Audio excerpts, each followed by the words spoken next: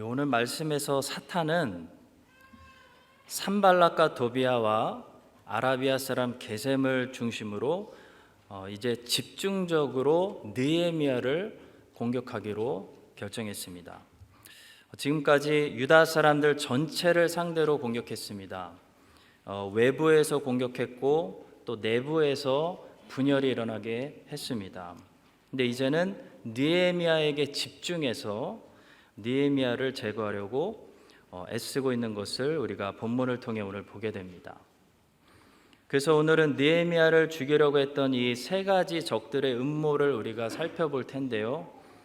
살펴보기 전에 먼저 기억해야 할 것은 이 공격들을 느헤미야가 잘 막아낸 후에 드디어 하나님의 일이 완성되었다는 것입니다. 느헤미야 6장 끝에 드디어 예루살렘 성벽 공사가 완성됩니다. 따라서 우리는 오늘 느헤미야가 공격당하는 이 공격들이 사탄이 마지막으로 최선을 다해 공격하는 최후의 시험이었다는 것을 알게 됩니다. 이 시험을 잘 견뎠더니 하나님의 일을 완성할 수 있었습니다. 여러분과 저도 마찬가지죠. 우리가 조금만 견디면, 이 시험만 마지막으로 인내하면 하나님의 일을 완성할 수도 있는데, 마지막 최후의 시험에서 흔들리고 넘어지는 일이 없어야 되겠습니다. 느헤미야가 예루살렘 성벽을 재건하기 직전에 마지막으로 받았던 시험은 총 세 가지였습니다. 먼저 첫 번째 시험은 오노 평지에서 만나자라는 시험이었습니다. 2절의 말씀을 보겠습니다. 산발락과 게셈이 내게 사람을 보내어 이르기를 오라 우리가 오노 평지 한 촌에서 서로 만나자 하니 실상은 나를 해하고자 함이었더라. 산발락과 게셈이 왜 만나자고 했는지 그 이유는 우리가 다 알 수 없지만 느헤미야는 이 만남에 나가면 자기가 죽게 될 거라는 것을 분별할 수 있었습니다. 그래서 나가지 않았습니다. 그런데 이 첫 번째 느헤미야가 당한 시험이 어떤 특징을 가지고 있다면 바로 이 시험은 자주 반복해서 재촉하는 시험이었다는 것입니다. 4절의 말씀을 보시죠. 그들이 4번이나 이같이 내게 사람을 보내되 나는 꼭 같이 대답하였더니. 성도 여러분, 우리에게도 사탄의 시험이 이런 형식을 가지고 올 때가 참 많이 있습니다. 이 시험에 넘어가는 사람들이 사실 굉장히 허다합니다. 뭡니까? 자주 반복해서 재촉하는 시험입니다. 사실 오노평지로 나오라는 유혹이 뿌리치기 어렵지 않은 시험일 수는 있습니다. 그런데 그런 공격도 자주 반복해서 재촉하게 되면 어느새 우리도 지쳐버려서 그 작은 시험에 굴복하게 될 수도 있습니다. 삼손이 그랬습니다. 삼손이 바로 이 시험에 넘어가서 패가 망신했습니다. 자, 여러분, 들릴라가 삼손에게 그렇게 위협적인 존재는 사실 아니었습니다. 근데 들릴라가 삼손을 어떻게 무너뜨렸는지 아십니까? 정말 끈질기게 삼손을 졸라서 무너뜨렸습니다. 3번이나 삼손에게 거절당했으면 들릴라도 포기할 만한데요, 들릴라는요 포기할 줄 모르는 여자였습니다. 그녀는 4번째 삼손에게 또 물었습니다. 사사기 16장 15절의 말씀입니다. 들릴라가 삼손에게 이르되 당신의 마음이 내게 있지 아니하면서 당신이 어찌 나를 사랑한다 하느냐. 당신이 이로써 3번이나 나를 희롱하고 당신의 큰 힘이 무엇으로 말미암아 생기는지 내게 말하지 아니하였도다 했습니다. 자, 그리고 다음 16절에 뭐라고 기록되어 있을까요? 날마다 그 말로 그를 재촉하여 조르매 삼손의 마음이 번뇌하여 죽을 지경이라. 그 다음 17절에 삼손이 진심을 드러내어 그에게 이르되. 한마디로 뭡니까? 삼손이 졌습니다. 들릴라가 이겼습니다. 여러분, 들릴라가 무슨 큰 힘이 있었던 것도 아니고요. 어떻게 삼손을 꺾었습니까? 날마다 반복해서 삼손을 재촉하고 졸라서 꺾어버렸습니다. 느헤미야도 바로 이런 시험을 받았습니다. 본문에는 4번이나 산발락과 게셈이 끈질기게 사람을 보냈다고 말합니다. 오노 평지로 와라, 오노 평지로 와라, 오노 평지로 와라, 오노 평지에서 만나자. 성도 여러분, 사탄이 크리스천에게 하는 공격의 방법 중에 쇠뇌라는 게 있습니다. 쇠뇌가 뭐죠? 반복하는 겁니다. 1000번 만번 사탄은요, 미디어를 통해, 인터넷과 핸드폰, 유튜브를 통해 우리에게 사탄이 주고자 하는 어떤 메시지를 반복해서 보여줍니다. 처음에는 안 돼, 이건 아니야, 거긴 가면 안 돼 결심을 해도 자꾸 반복해서 재촉하고 또 재촉하고 세뇌시켜버리면요, 나도 모르는 사이에 삼손처럼 두 손 들게 됩니다. 여러분, 들릴라는 절대로 그래서 하나님의 사람이 가까이 하면 안 되는 여인입니다. 들릴라를 과소평가하면 안 됩니다. 들릴라를 가까이 품에 안고 있으면서 나는 괜찮아, 나는 죄짓지 않을 거야, 나는 핸드폰하고 유튜브 다 보고 모든 스포츠 다 즐기고 헐리우드 영화 분별 없이 다 보면서 세뇌당하지 않을 거야, 나는 하나님과의 관계를 유지할 수 있어 라고 생각하는 것은 삼손이요, 들릴라를 품에 품고 있으면서 나는 이스라엘의 사사로 여전히 하나님께 영광 돌리며 언제든지 쓰임받을 수 있어 라고 생각하는 것과 같습니다. 성도 여러분, 유혹의 진정한 힘은 어디서 나올까요? 반복해서 나옵니다. 아무것도 아닌 것 같은데 반복해서 재촉하는 힘으로 우리에게 다가옵니다. 유혹을 받으면 처음에는 거부 반응을 일으키는데 계속 받으면 나중에는 익숙해져 버려서 무감각해집니다. 그래서 더 이상 유혹이라고 인식되는 것이 고장나 버리게 됩니다. 무감각해집니다. 익숙해집니다. 거부 반응을 더 이상 일으키지 않게 됩니다. 이게 유혹의 힘입니다. 우리가 미디어를 조심해야 하는 이유가 바로 여기 있습니다. 처음에는 분명히 거부 반응을 일으켰는데 계속 반복해서 1000번 만번 우리의 눈과 뇌를 세뇌시켜 버리면 나중에는 우리의 눈이, 우리의 뇌가 무감각해집니다. 죄가 죄로 안 보이는 겁니다. 비정상이 정상으로 보이기 시작합니다. 나중에 정상을 보면 그게 너무 시시하다고 말하게 됩니다. 여러분, 느헤미야는 흔들리지 않았습니다. 느헤미야는 재촉한다고 넘어가지 않았습니다. 느헤미야가 뭐라고 말했죠? 3절 보시기 바랍니다. 내가 곧 그들에게 사자들을 보내어 이르기를 내가 이제 큰 역사를 하니 내려가지 못하겠노라. 어찌하여 역사를 중지하게 하고 너희에게로 내가 내려가겠느냐 라고 말했습니다. 느헤미야는 하나님이 맡겨주신 일에 계속 집중하고 충성했습니다. 그래서 세뇌당하지 않았습니다. 내가 어찌 보겠느냐, 내가 어찌 거기 가겠느냐라고 말한 겁니다. 여러분, 오늘날 하나님이 나에게 맡겨주신 일을 발견하지 못한 사람은요, 전부 다 오라 오라 유혹하는 미디어에 세뇌당할 수밖에 없습니다. 미디어의 노예가 되는 것입니다. 미디어의 파워는 너무나 강력합니다. 누가 그런 강력한 블랙홀에 빨려 들어가지 않을 수 있겠습니까? 오로지 느헤미야처럼 하나님이 나에게 맡겨주신 소명에 불타는 사람, 그 소명에 붙잡힌 사람만이 이 블랙홀 같이 모든 육체를 가지고 있는 사람들을 빨아당기는 미디어의 늪에서 자유할 수 있는 것입니다. 오라 오라 해도 내려가지 않겠노라 말할 수 있는 것입니다.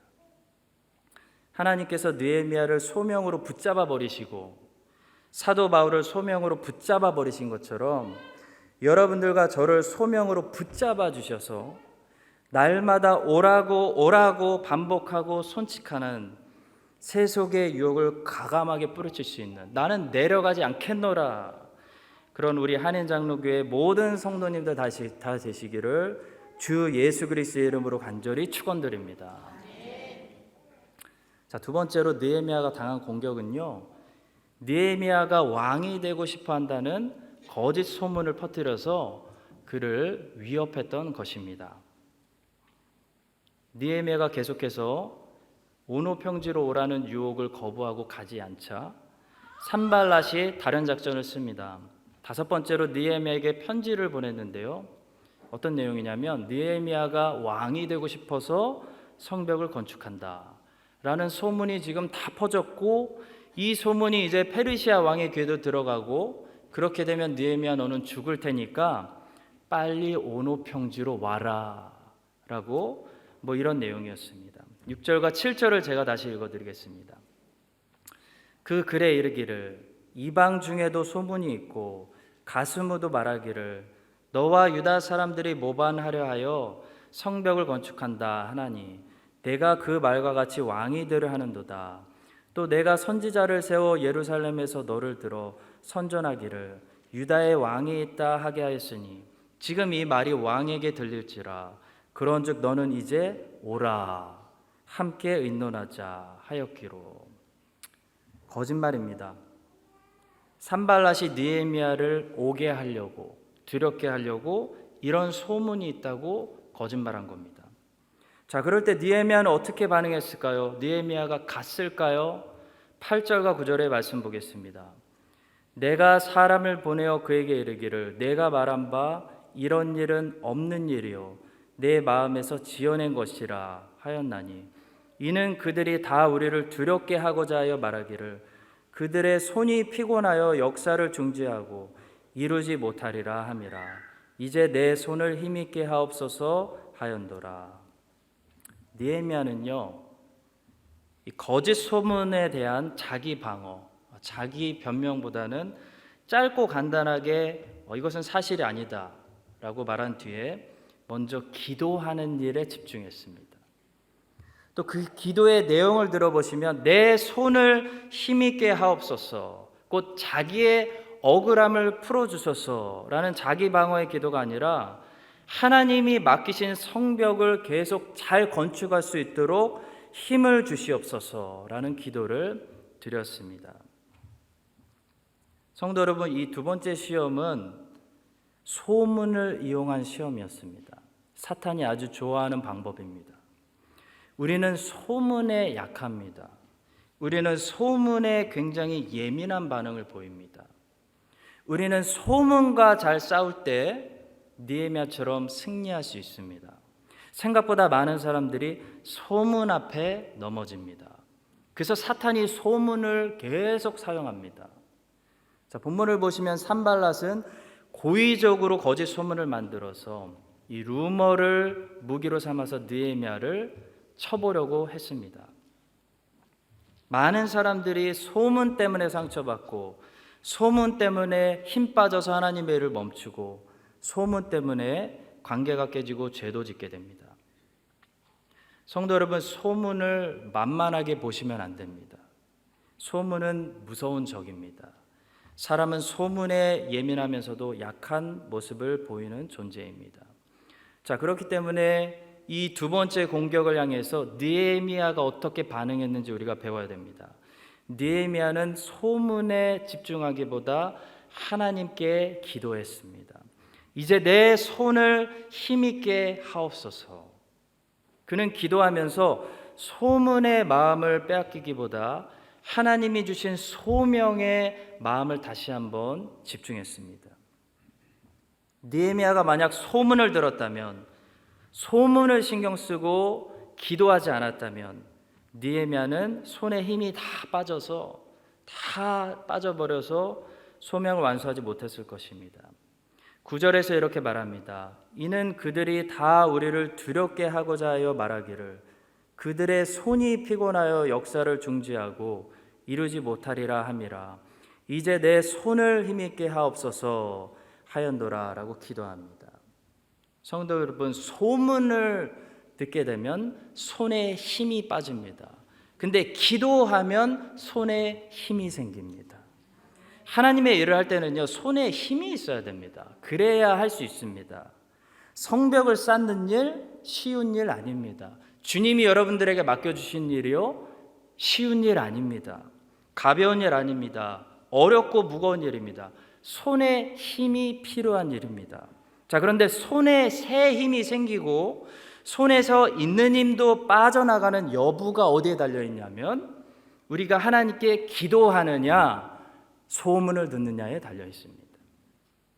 여러분들이 앞으로도 계속해서 주님의 영광스러운 사역에 동참하고 쓰임받고 주의 종들의 인생을 살고 싶다면 여러분들이 꼭 성공하셔야 되는 일이 딱 한 가지가 있는데 그것이 바로 기도에 성공하는 것입니다.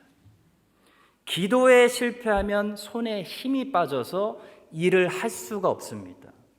근데 기도하면 주님이 새 힘을 주시기 때문에 아무리 환경이 어려워도 주의 일을 할 수가 있습니다.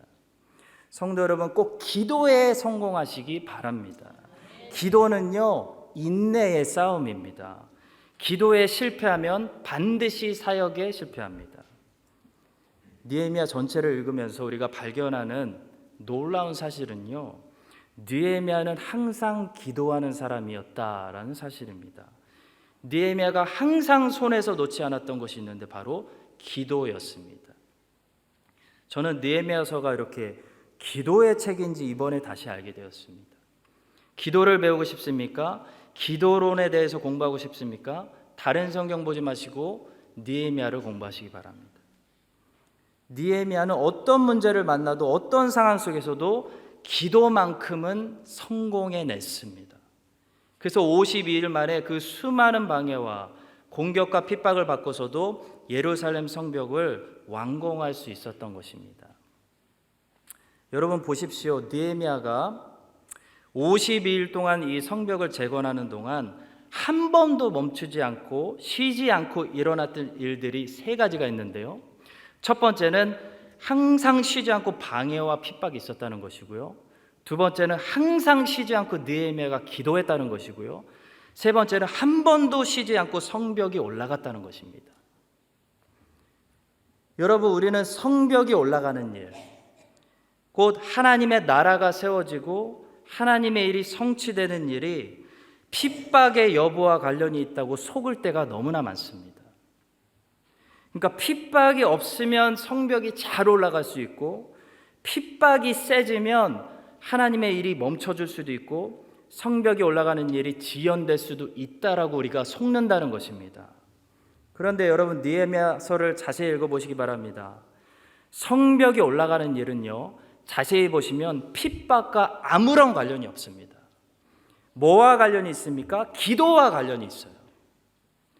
핍박은 항상 있지만 기도만 멈추지 않으면 성벽도 멈추지 않고 올라간다는 것입니다. 여러분, 교회도 마찬가지입니다. 하나님의 나라도 마찬가지고 복음 사역도 마찬가지입니다. 어려움이 있습니다. 방해가 있습니다. 사탄의 공격이 있고 시험이 있습니다. 그러나 그런 것들 때문에 하나님의 나라가 멈추진 않습니다.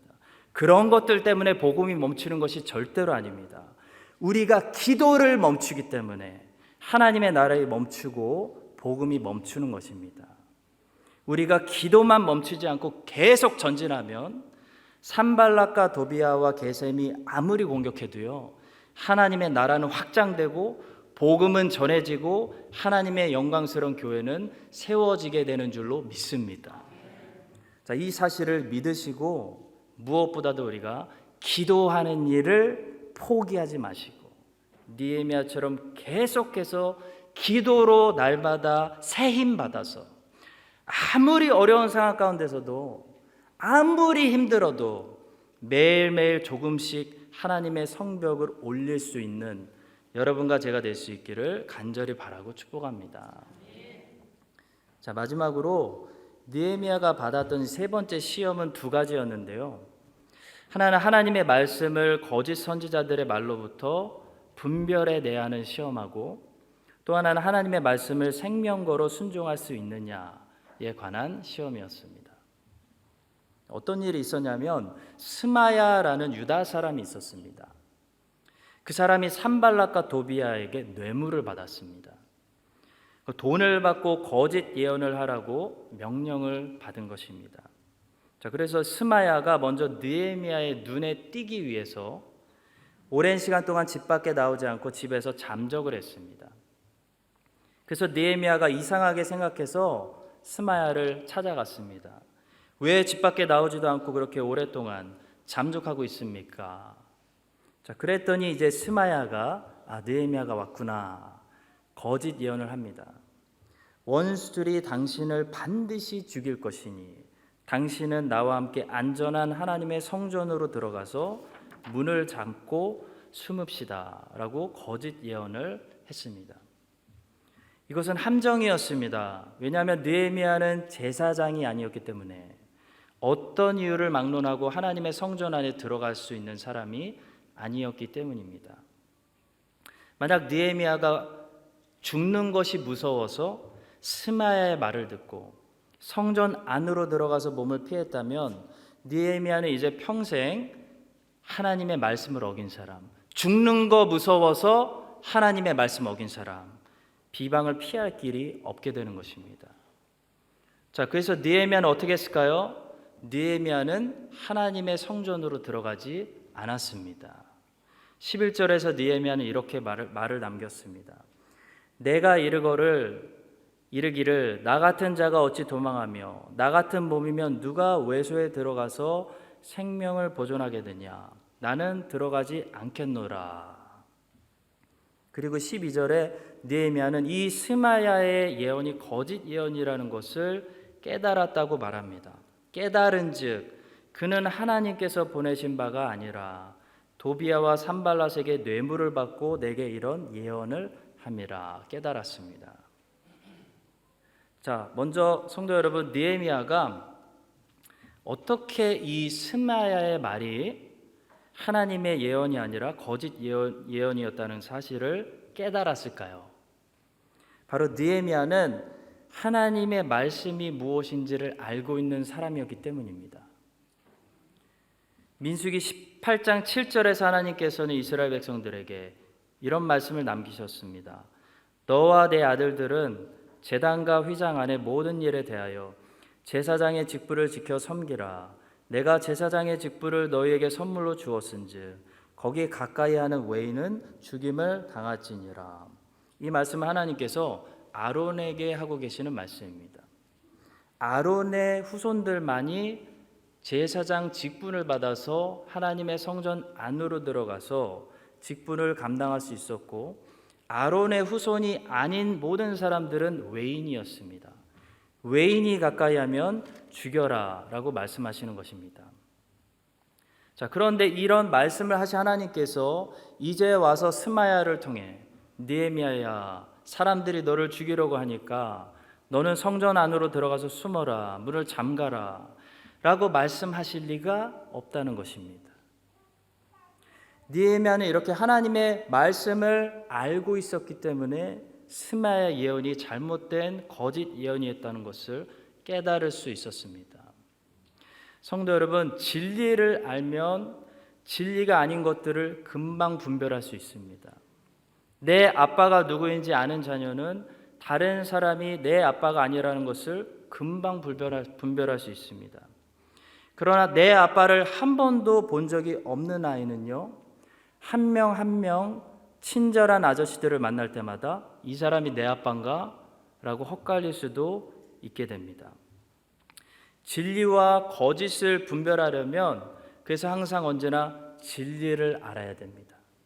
진리와 거짓을 분별하기 위해 거짓을 공부할 필요는 없습니다. 거짓은 아무리 많이 공부해도 진리가 무엇인지 아는데 전혀 도움이 되지 않습니다. 그러나 진리를 공부하면, 진리를 알면 모든 거짓을 분별해낼 수가 있습니다. 성경을 통해 계시된 하나님 아버지를 아는 사람은 세상에 하나님 아버지의 이름으로 하는 모든 거짓말들을 다 분별해낼 수 있다는 것입니다. 그래서 성도 여러분, 느헤미야처럼 하나님의 말씀을 잘 아는 사람은 사탄이 어떤 거짓말을 만들어서, 지금 거짓말을 만들어서 공격을 하고 있지 않습니까?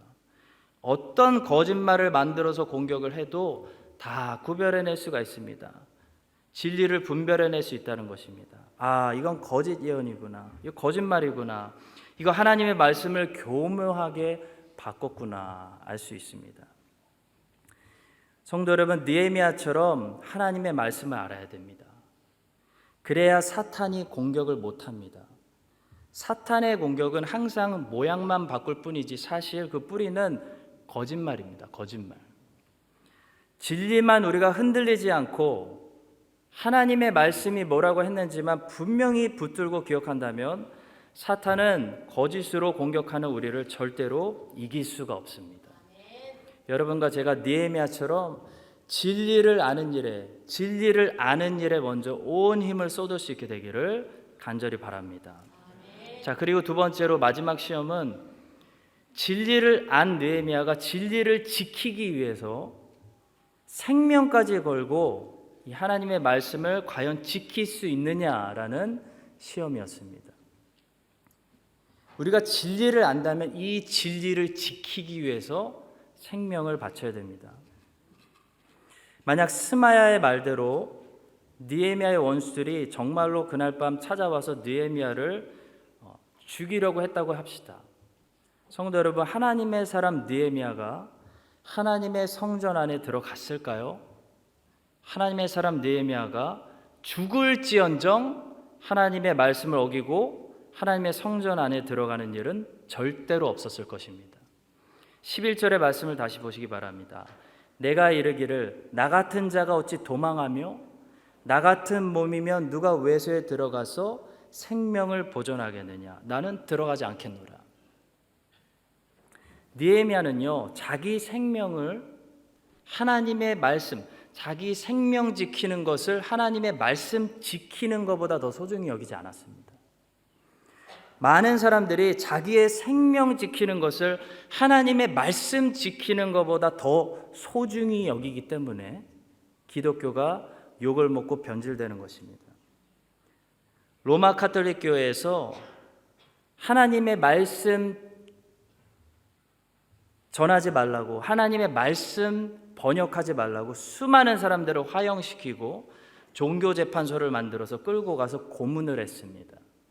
근데 수많은 하나님의 종들이 자기 생명 지키는 것보다 하나님의 말씀 지키는 것을 더 가치 있는 것으로 여겼기 때문에 고문당하면서 화형당하면서 끝까지 하나님의 말씀 가르쳤고요, 하나님의 말씀 번역했고 하나님의 말씀 생명 걸고 전했습니다. 성도 여러분, 우리 크리스찬을 크리스찬 되게 하는 한 가지 특징이 있어야 된다면 크리스찬은요, 자기 생명보다 하나님의 말씀을 더 소중히 가치 있는 것으로 여긴다는 것입니다. 내 생명 하나쯤 사라진다 하더라도 하나님의 말씀, 우리 민족을 위해서 번역할 수 있다면, 하나님의 말씀을 저 땅에 뿌릴 수만 있다면 죽겠다는 것입니다. 이게 하나님의 종들의 특징입니다. 위대한 설교자 조지 윗필드는 영국 사람이었는데도 불구하고 미국에서 돌아가셨습니다. 왜 영국분이 미국에서 돌아가셨을까요? 왜? 그는 하나님의 말씀을 신대륙에 뿌리기 위해서 말씀 사역에 자신의 생명을 다 바쳤던 말씀의 종이었기 때문입니다. 조지 윗필드는 미국을 7번이나 방문했습니다. 7번째 방문했을 때 그는 이미 몸이 너무나 망가지고 허약해져 있는 상태였습니다. 그런데도 불구하고 강행군하면서 하나님의 말씀을 설교했고 죽는 날까지, 죽기 직전까지 설교하며 이런 유명한 말을 남기기도 했습니다. 나는 녹슬어서 없어지기보다는 닳아서 없어지겠다. 왜 자신의 생명을 아끼지 않고 무리하면서 끝까지 설교했을까요? 바로 하나님의 말씀을 자기 생명 호흡보다 더 가치 있는 것으로 여겼기 때문입니다. 여러분, 왜 미국, 호주, 뉴질랜드 선교사들이 잘 살고 있는 나라들 버리고 그 옛날 전쟁 끝나고 폐허가 된 한반도에 와서 자기의 일생을 헌신했을까요? 바로 하나님의 말씀을 자기 생명보다 더 가치 있는 것으로 여겼기 때문입니다. 본문이 우리에게 보여주고 마지막으로 가르쳐주는 느헤미야는 어떤 사람입니까? 자신의 생명 빼앗길지언정, 강도들이 와서 자기 생명 뺏어갈지언정 하나님의 말씀, 민수기 말씀 어길 수 없다는 것입니다. 나는 성전에 들어가진 일하지 않겠다는 것입니다. 그런 사람이었기 때문에 사탄이 이기지 못했습니다. 왜냐하면 사실 사탄은요, 느헤미야를 이기지 못한 것이 아니라 느헤미야가 붙들고 있는 하나님의 말씀을 이길 수 없었기 때문입니다. 성도 여러분, 여러분과 저는 연약합니다. 우리는 좀 인생 살면 사라질 인생입니다. 그러나 하나님의 말씀은 강하고 영원합니다. 하나님의 말씀은 절대로 이 땅에서 사라지지 않을 것입니다. 하나님 말씀은 우리 다 사라져도 반드시 다음 세대로 남아있을 것입니다. 따라서 그 하나님의 말씀을 붙들고 또 붙들리는 사람은요, 사탄이 이기지 못하는 겁니다. 사실 우리를 이기지 못하는 것이 아니라 하나님의 말씀을 이기지 못하는 것입니다. 따라서 우리는 느헤미야처럼 또 위대한 신앙의 많은 선배들처럼 하나님의 말씀을 지키는 것을 우리의 목숨보다 생명보다 가치 있는 것으로 여겨야 됩니다. 사탄 마귀는 다른 것이 아니라 하나님의 말씀을 두려워합니다. 그래서 에베소서에서 사도 바울은 하나님의 말씀을 성령의 검, 무기라고 공격할 수 있는 오펜시브 웨폰이라고 말했습니다. 이 성령의 검을 우리가 가지고 있을 때 사탄 마귀는 찔릴까 봐 무서워서 도망가는 것입니다. 여러분과 제가 느헤미야처럼 하나님의 말씀을 분명히 알고 그 말씀을 지키는 일에 우리의 생명을 걸 때 사탄은 더 이상 우리를 공격할 방법이 없는 겁니다. 하나님의 말씀에서 동성애가 죄다 그러면 동성애가 죄라는 사실에 세상에서 어떤 불이익을 당하더라도 진리를 바로 지키기 위해서 생명을 걸어야 된다는 것입니다. 하나님의 말씀, 사탄을 찌르는 이 성령의 검이 날카롭게 살아있는 우리 교회가 돼서 사탄이 어떤 시험으로 공격할지라도 하나님의 일을 결국 완성시키는 우리의 소명을 다 하고 말씀 물려주고 우리는 사라지는 그런 착하고 충성된 우리 교회 될 수 있기를 주님의 이름으로 간절히 축원드립니다. 기도하겠습니다. 하나님 아버지, 산발락과 도비아가 반복해서 느헤미야를 재촉했던 것처럼 오늘도 사탄이 별거 아닌 시험 같지만 반복하고 재촉해서 우리를 유혹합니다. 삼손이 들릴라를 품에 안고 있다가 결국 패가 망신한 것처럼 우리들도 아무것도 아니라고 생각하는 그 들릴라 때문에 우리의 인생 전체가 패가 망신하지 않도록 주님 도와주시옵소서. 소문에 집착하고 사람들의 말에 집중하는 순간부터 힘이 빠집니다. 주의 일을 할 수 없습니다. 그러나 하나님께 기도하면 새 힘을 얻습니다. 느헤미야처럼 날마다 하나님께 기도해서 새 힘 얻어서 주의 일을 멈추지 않게 하여 주시옵소서. 하나님의 말씀을 아는 자는 거짓을 분별합니다. 하나님의 말씀을 알게 하시고 또 하나님의 말씀을 생명 바쳐 지키는 일에 하나님 우리 온 교회가 하나님의 말씀으로 무장하고 힘쓸 수 있도록 도와주시옵소서. 예수 그리스도의 이름으로 기도합니다.